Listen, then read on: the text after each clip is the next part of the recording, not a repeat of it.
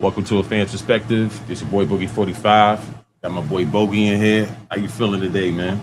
Man, pretty good, you know what I'm saying? Pleasure to be back. Yeah, I mean, how you doing? Shit, I'm chilling, man. You know what I mean? Happy to be alive. Come on. Real Yeah, talk. man. Man. It's a good time to be alive. Yes, sir. We got some we got a new conversation right now, man. This stuff is not really going away. This Fab versus Lloyd Banks and who's the better artist. It's not going away. It keeps coming back up. So, you know. I'm very confused about this myself. Yeah. Yeah.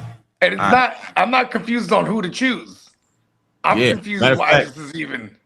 I'm gonna tap into my boy from Queens. Like, I'm gonna see what he think about this joint real quick. You know what I mean? We're gonna tap into that and we're gonna get into it. You feel me? Hold up. Man, get off the screen. Get out of here, bro. These freaking ads. Hold up one sec. Yeah, but in fact, let me show y'all this clip.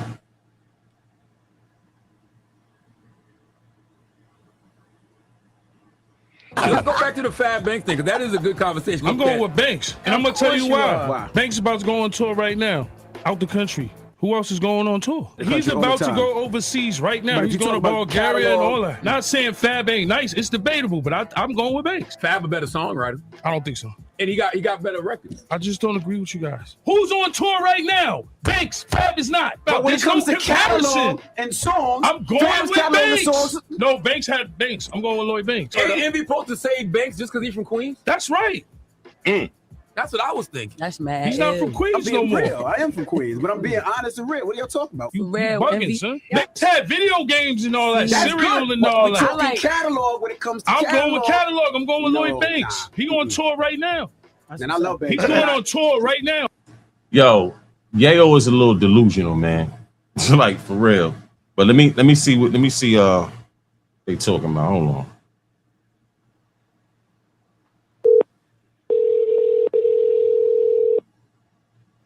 I'll get back to this in a sec. Yo, It's good, right? it was good, man. Look, so we chopping it up about this Lloyd Banks, Lloyd Banks and Fabolous joint, man. You know what I mean? Yayo talking about Lloyd Banks on tour and all that. I got my boy Bogey in the building. You know what I'm saying? But What's happening? he's from Queens, right? So I know you're gonna be a little Queens biased, but who you think gonna come out on who you think will measure up, man? I'll keep it a buck with you, Fat. And you know, I'm Queens biased for sure. You know, South Side and North Side. So I'm definitely a G Unit fan, definitely a 50 fan, definitely a Banks fan. You know what I mean? But my honest opinion, I think Fab got a better catalog. You know what I'm saying? And I think, you know, at the time, Banks, you know, he was the punchline king, but Fab was just like all around like a better artist. You know what I'm saying? He know how to put together a better body of work to me Facts. than Banks could. I think Banks could put together a good body of work when he was being groomed by 50. That's when his shit was shining the most because 50 know how to like put them together well. And you know, like his first couple of albums and mixtapes, you know, Hunger for More and all that, they shine because they had that 50 polish. Pause. I mean, but Yeah. with Fab, it's a little different. I think Fab's not only does Fab got the punchlines, you know what I'm saying, and shit like that, and you know, the catalog, the song development, you know, he got the whole package because I think 50 wanted Banks to be Fab. He wanted him to be the lover boy to get the girls at the same time. The street niggas fuck with him. I mean, like on some nah shit. Fab was able to do that. You know what I'm saying? Where Banks, I don't think Banks was ever, you know, able to like transcend from that. I think he was just staying in that category of punchlines. You know what I'm saying? And then when 50 groomed him into doing songs, he got close, but I think his time was then. I don't think it's transcended to now. Fab is still relevant. You know what I mean? He's still relevant. Yeah. I He mean, know how to follow the trends and all that. So it's like, nah, Fab got it. I keep real with you. yeah. But don't get me wrong though. I think we should give him a run for his money though, but he not fucking with Fab. Yeah, see, my whole thing with that situation is, man, like when we look at an artist, we can't just look at bars, bro. You know what I mean? We can't just look at bars. We gotta look at like overall how you are as an artist, because you got You got battle rappers that can't make a hit. A lot of them cannot make hits, but they're great at battle rapping. And you got dudes that can make hits and write great songs, but they're not good at battle rapping. So I feel like if you have that's like in the NBA. You know what I mean? Niggas is nasty on Record Park, but they can't transcend it to the NBA. You know what I'm saying? Because they can't do half the shit they do in Record Park in the NBA. You know exactly. I mean? So that's what I'm saying. Like Banks can't, like him having bars cannot be the only thing that we looking at, bro. He had a moment in history and that moment is gone. A lot of people arguing Banks, but they don't even know his last project. They not even bumping no songs off his joint like that. Like, come on now. Like I'll definitely say when it comes to Fab, like he can stand alone. And I'm not, not to say that Banks didn't have some good solo work, but he was a great piece of an ensemble. You know what I mean? He was a great piece of a group. You know what I mean? He was part of a movement. When Fab, he's standalone. You know what I mean? Fab was the guy they would call for that feature if they were trying to break a new R&B artist so he had crossover appeal. You know what I mean? So that's why I'm going Fab, just overall career, because we could say, even though they didn't necessarily retire from rap, you can look at their bodies of work so far. Pause. And I'm gonna give it to Fab. Yeah, you know what I mean. I feel like every split you had was hard, son. Yeah, and I feel like Fab had to fight to get out of that Mace shadow, bro. Yeah, when he first came out, people thought he sounded like Mace, and he had to fight to get out of that stigma, to get that stigma. Hey, remember Clue even put them on a joint together. Yeah, I don't think that was hard too. I didn't think that was a good idea, but I mean, I don't know why they did. The joint was hard though. Yeah, I think it was so Fab could probably show that his differences with Mace. But my thing is, it made Fab a stronger artist, bro. That he had to fight that stigma off of him. You know what I'm saying? Like, and he did one of the slickest things in rap. He was trapped in a whack deal. He started making his mixtapes like the albums, choosing original beats. You know what I mean? And writing to them joints and making hits. We get classic. Classic, bro. Soul Tape shit was my shit. Summertime shooter. The summertime joints, yep. You know what I mean? My first thing that got me introduced to Fab was Street Dreams 1 and 2. That was my first introduction. With him and Paul Kane and all that. Yeah, that's a good introduction. Yeah, so yeah, man. I just want to hear your thoughts on it, man. You know what I'm saying? I know you working, grinding. You know what I'm saying? Get back what you doing. You feel me? Yeah. Word. The closing Queens out. Get the money. Hold up. You said closing out? Queens get the money. You already know the vibes. I think. Come on. He getting the money right now. Yeah, exactly. I think Queens would get. Well, I mean, Banks would give him, Fab a run for his money. Like he would come with some shit, but honestly, I think Fab will win the battle. And that's just real talk. For sure. You know what I'm saying?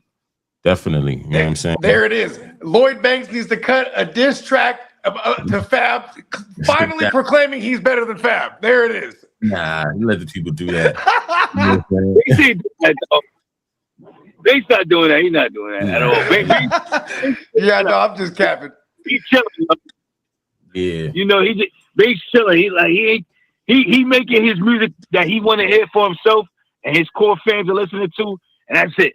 Main thing coming outside the battle.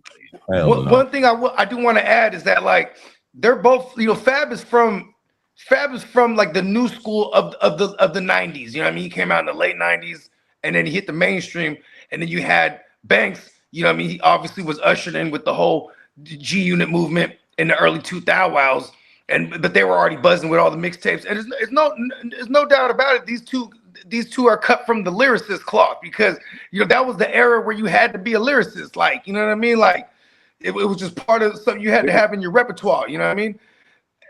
But songwriting is what's going to take, songwriting and catalog overall is what's going to take the cake for me. You know what I mean? Even as an artist myself, like I like, man, what's crazy? Fab till this day can do weddings off that joint he did with Tamia. You know what I'm talking about? Like, he began booked for weddings to do that. You don't get $10 million residencies if you're a whack artist, bro. You ain't lying. I forgot he got the residency too, huh? Him and 50 got a residency at the same spot. And Word. you don't get that if you're a whack artist. So if you know what I mean? And the ladies, they come out for Fab for sure. Definitely. And the fellas fuck with it too because they bring their ladies to it. Their ladies like, oh, let's go see Fab. You know what I mean? Yeah, that's the thing. Yeah. Fab is the success story to what 50 wanted Banks to be. That's what I think. You know what I mean? Yeah. He's Exactly what he wanted Banks to be. You know what I mean? I mean, Jewels could have been that if Jewels was focused. You know what I'm saying? Yeah. Jewels was just he was too childish in the mind to take on what he did. Man, Jewels has. I think that's what Fifth used to say about Banks too. Is that like, you know what I mean? Like, how come I'm working harder than all y'all? You know what I mean? And he was referring to Banks and everybody in G Unit at that time. Like, you know what I mean? You got if you ain't trying to if he's outwork, if the boss is outworking you, then you know what I mean? It's not a good look. For sure. Yeah. You know what I mean? Like but I tell you this much, if Banks was to come back, right? If Banks was to come back out of the shadows and fire at Fab and join sides with G Unit again, oh yeah, they definitely hip hop will be on fire. And G Unit name will blow up again. I ain't gonna lie, it'll cause a fucking mayhem. Real talk. I think his strong point is the part that when he beefing with rappers, I think that's your strong point. Yeah. Banks. Yeah. Yeah, of course. Yeah, that's his bag right there. That was because it's another form of battling. You know what I mean? For real. I mean, that goes back to his roots. So this will be a pivotal moment for his. I won't say a pivotal moment, but this will be like a good comeback for his career if he was to come at Fab. Even if he doesn't win the battle, but he came back with some fire.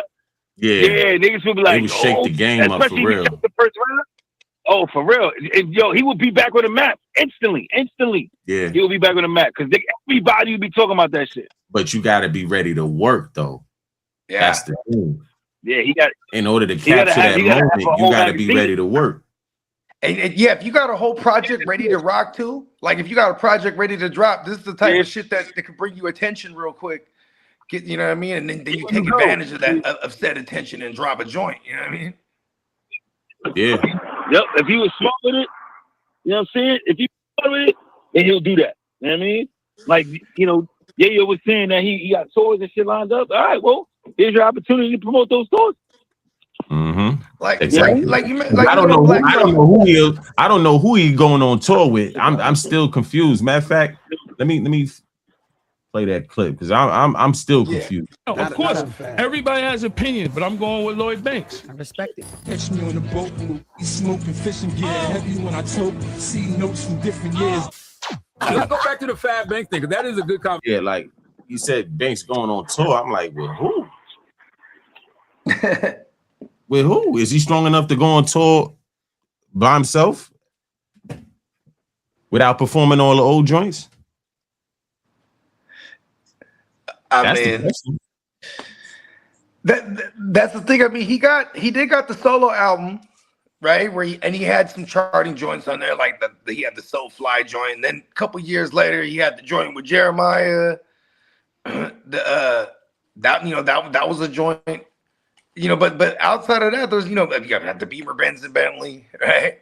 As far as recognizable hits. But if he's the type that could tour, I would imagine he has some sort of cult following if you're touring overseas, right? So you're probably rocking with a cult following, a core audience that might know some of his obscure shit, or even just that they've kept up with him this whole time. Because for all we know, he's been dropping joints. We just don't hear about it.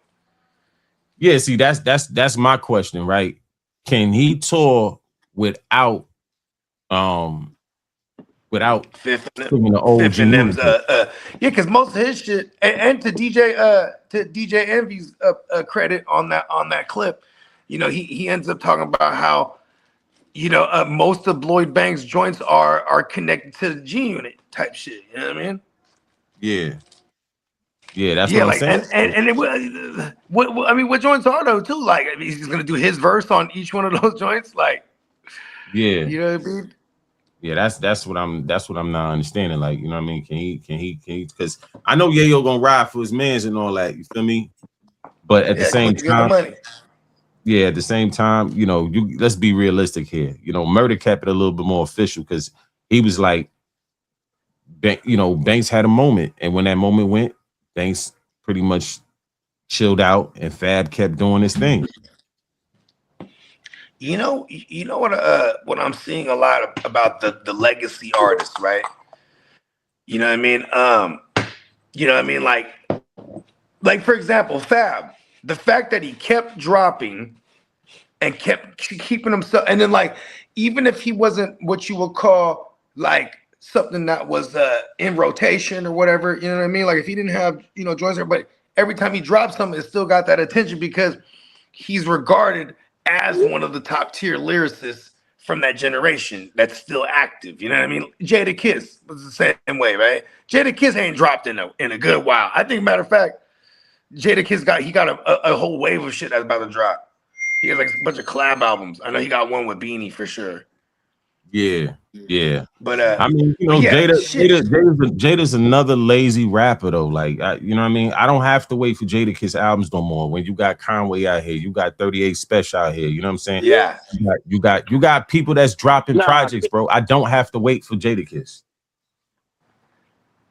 Nah, but Jada Kiss still in my top 5, man. I think he might be. He my top 10, not top 5. He's still talking about Jada. Jada, because to me, Styles P got he's in my top 10 for sure. Styles P got a better body of work than Jada Kiss. You know what I'm saying? Like Jada Kiss, he never had a whack song. But the thing is with Jada, if I could listen to all the music that you made in 30 to 45 minutes, bro, you ain't got enough music for you've been in the game since 9-7, bro. 9-7. Come on, man. Styles P got earlier than that. Yeah, like Styles P got more music than Jada. You know what I'm saying? And Styles P is nice. Yeah, you know what I mean? He is the star, but Styles P. I will put him up there. I will put Styles P up there. Huh? I will put Styles P up there. Yeah, Styles P is definitely in my top 5 for sure. For sure. Yes, Styles P, and like.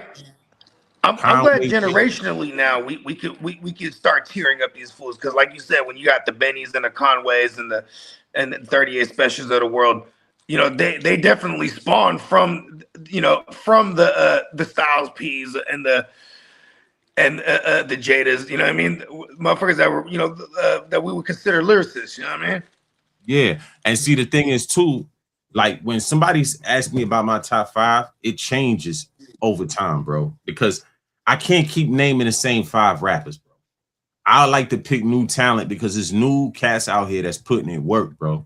So I like to pick. Yeah, like there's a Rushmore of people there's a Rushmore of artists that people, when you ask them the question, they're gonna say, you know, in no particular order, Big Pac, Jay, you know, Nas, right? The usual suspects. Yeah, the usual suspects. So anytime people ask me about my top 5, I usually don't name any of them because I fuck with all of them artists. Exactly. Like I already. So you said something? He went in and out. No. I gotta get back to work and shit. All right, yo. No, I was agreeing with you. Oh, okay, yeah. But that's how I feel. Like, all right, my boy, yo. For sure, man. Queens get the money. You already know. Queens get the money. You know the vibes. You already know, man. One. Yeah, man, that's my boy Kurt, man.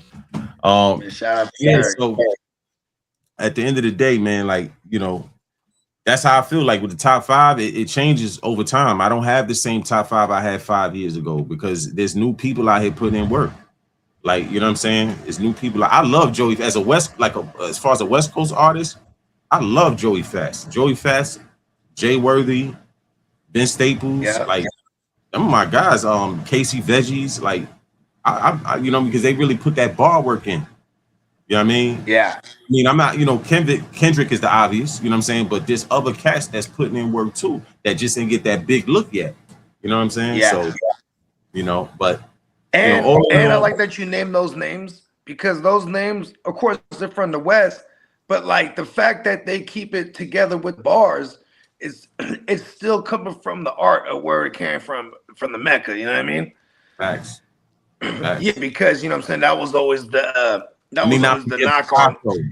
Let me not forget Picasso, bro. Picasso 150.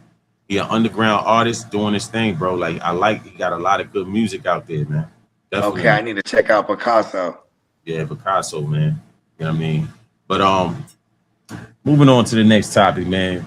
This Jim Jones and Kid Cudi situation. Now, Jim Jones, I'm gonna just play the joint, man. I'm gonna play the joint. I'd rather him. I know you remix some of them songs. We don't on the radio. I'm like, this nigga remix this right here. Night and what it was, day and night, day and night. That was one of the biggest. Nigga, you remixed that. I said, I didn't know that shit. That's how y'all know Kid Cudi. You would have never known Kid Cudi if I didn't remix the record in New York City. I made that the biggest record in New York City. It wasn't Kid Cudi. Nobody knew who Kid Cudi was. Kid Cudi became about because he had video directors that I wanted them to do a video, and I asked them show me a video they did before, and they showed me this kid on top of a roof with a record called Day and Night. Right. He worked in the store under the label. There's no. Sorry, that song was in heavy rotation before you picked it. Jump on it. I just had to add that in there. But I was like, oh, yo, did this? I said, I like the record. Get the beat of the record. I want to do a remix. If you give me the beat of the record, I'll let y'all shoot my video. These kids was trying to shoot a video for free for me. Oh, like, I got the beat. I told them they went crazy. You want to do it? I got the beat. I just shot the video to the beat, and I never even put the shit out. They put it up on YouTube. They ripped it off of YouTube, and it became the biggest record in New York City. And that's how Kid Cudi became an artist. They ended up giving him a big deal off of Jim Jones' back. If I'm lying, I'm fine.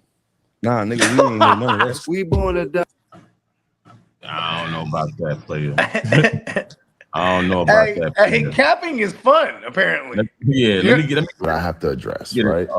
Kid Cudi. So Jim Jones, first off, we love Jim Jones, right? Like I grew up on Jimmy, like he's the homie. I met him when I was coming up. He was cool, right? Jimmy, I'm gonna address you directly, my nigga. You talking about how you are responsible for my success is a lie. You need to stop lying to people. You get on your little podcast and you start gossiping and talking shit, and everybody on your podcast don't know the truth. So they're all agreeing with you. But if you look under the comments under that post, you'll see people are letting you know what time it is. You know, this is part one. I got more to say. Day and Night was already a hit record before you touched it, my nigga. That's my whole thing, bro. I heard that song before Jim Jones got on the song, bro. It was in heavy rotation on the radio. Because I wouldn't really pick for no song like that. But it came up on the radio. I'm like, oh, okay. You know what I'm saying? Then I heard Jim Jones take that joint and do what he did with it. But I think he added to the record being hot because Jim Jones was hot around that time. But I don't think that he was responsible for Kid Cudi's career. That's a reach, bro. I put it on my MySpace. It blew up. Okay? I had an entire mixtape. I was on my way. Motown was courting me. Kanye wanted to sign me. All because of Day and Night, because I put it on my MySpace and it blew up, my nigga. It blew up. I can promise you that Sylvia Rhone did not listen to your remix and say she wanted to sign me. That is not why I have a record deal, bro. Nothing you're talking about is the truth. How do you think I had a music video? I was shooting a music video I was already on. You saw a hit record and jumped on it, my nigga. Like, you didn't make me, man. You didn't make me. So, like, you got to stop telling these tales, my nigga. Like, you got to stop. But I have to. Yeah, man. So that's Kid Cudi response right there. You feel me? But that song was in heavy rotation, man. Heavy rotation before Jim even touched that record. Now, Jim put some pizzazz on it, and, you know, it was in rotation when Jim, you know, they was rotating that in New York City, definitely. They was playing that heavy. But the record was already hot, though, my nigga. You know what I'm saying? Like, did you add to it? Yes, you added to it, but the record was already hot. You know what I mean? Yeah. So, you know, that's why I'm just like, all right, man. You know, like, I know you're trying to get a viral because he just said not too long ago he was, you know, he better than Nas, and I'm like, oh my gosh. Oof. Yeah. Well, you can't even rap from that level, boy. You nice. but you can't rap on Nas level, man. You kidding me? Like, come on, man. Like, you know what I mean? And his biggest hit to date, arguably or allegedly, was written by someone else. You know, Welcome Home, Max B. Stack and Max. Rest in peace, Stack. Yeah, Max rest in peace, Stack. One of those, yeah. And look at Max. You know, got a joint on the radio with French right now that's bubbling. Yeah. No trolling, no trying to go viral. I'm just in the studio cooking up this joint and putting it on the radio and see how I get received, man. Real talk. You know what it is too?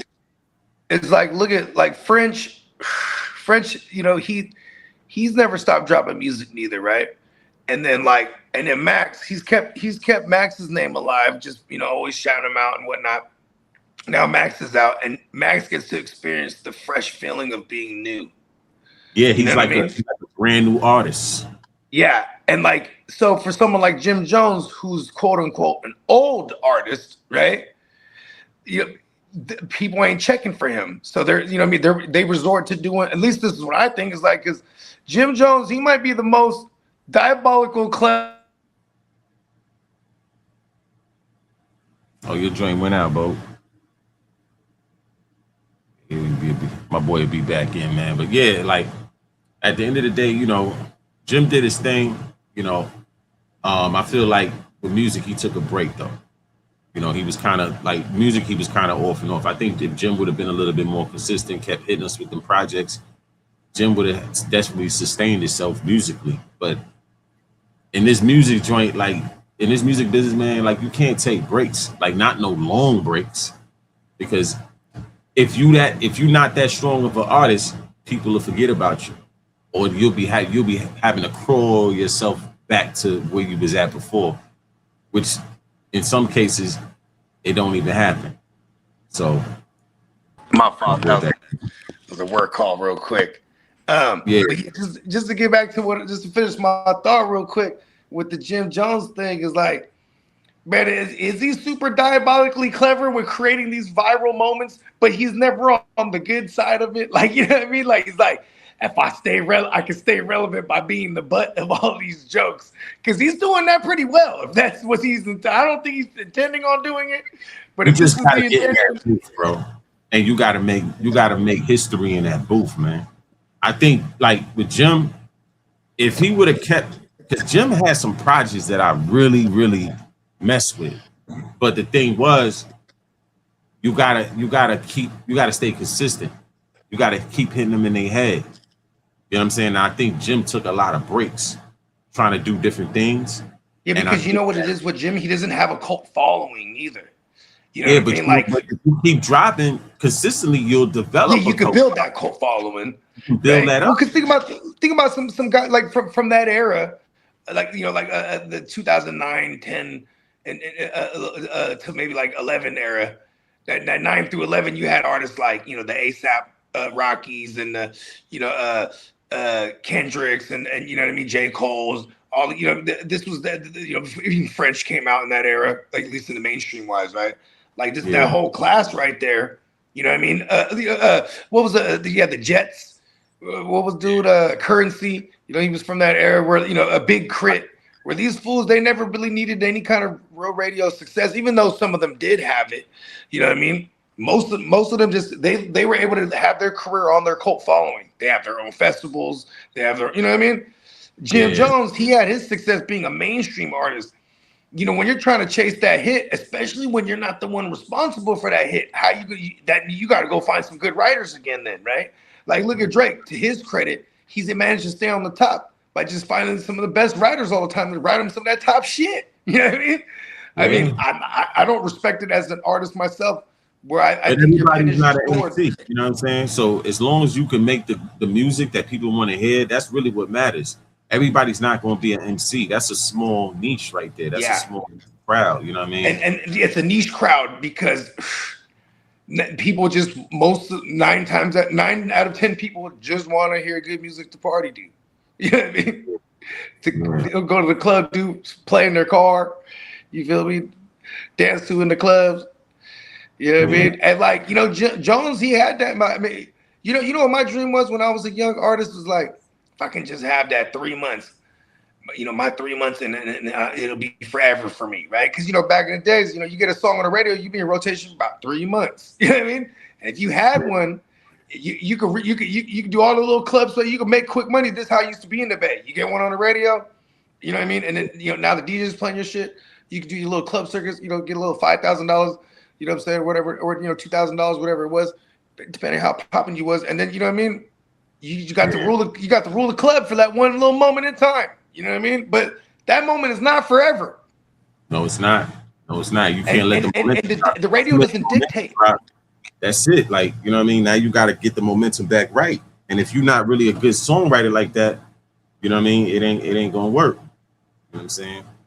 But you see French and Max on that Breakfast Club. One thing French was saying, he said, I've been sitting on that joint for like a year and a half. He said, I knew what it was when I heard that beat. That disco flip. Definitely. You know what I'm saying? You know what I mean? He was like, I'm gonna say this one for Max. Once Max come out, boom. He even said he got one with Drake right now. Yeah. And then DJ Envy was referencing, I heard that shit. That shit is tough. And he was like, yeah, I'm trying to tell Drake, let's give it to Max. You know what I mean? And you know what's crazy? That could save Drake right now, man. I don't know about that. You know okay, let me ask you that. You think that could save Drake more so than it would hurt Max? I don't know. I don't know if one hit is going to save Drake. You know what I'm saying? I think people seen Drake's character and they don't like his character. You know what I mean? But Bo, tell them where you going, where they can find you at. Yeah, man, you already know you can find me anywhere you consume your music, Apple, Spotify, YouTube, things of that nature. Look up Bogard Scot Free, and you can also find me on my YouTube channel where we do all different kind of content, sports, fantasy, etc. on Gen Wealth Net YouTube. Let's go. Yes, this is Boogie 45, the Fans Perspective, episode 43. We out. Peace.